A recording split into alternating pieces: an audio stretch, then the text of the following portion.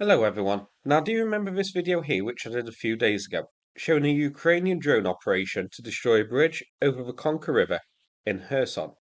As a recap, this was a 6-week operation using heavy lift drones to place over a ton of explosives under the bridge, which was then detonated, destroying it.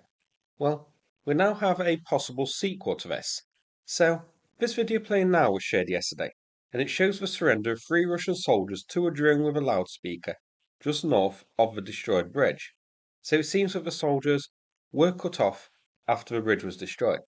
Now, as we'll see with the geolocation, this is near the Antonovsky bridge of the Dnipro River. And with the Conqueror bridge destroyed, this area is now entirely cut off, and the soldiers here were in a bit of a pickle. Now, this is interesting because this is over the Dnipro River.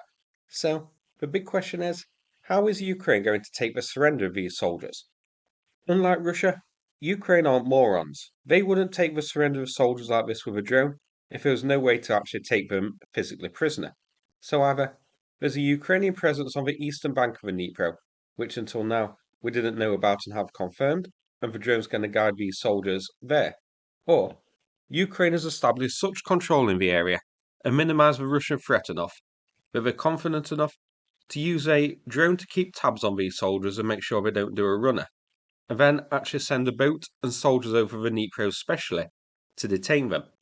It's an interesting one and a bit of a head scratcher, but it hints that the destruction of that bridge did have a purpose to isolate this area and the troops in it and cut them off from resupplying reinforcements.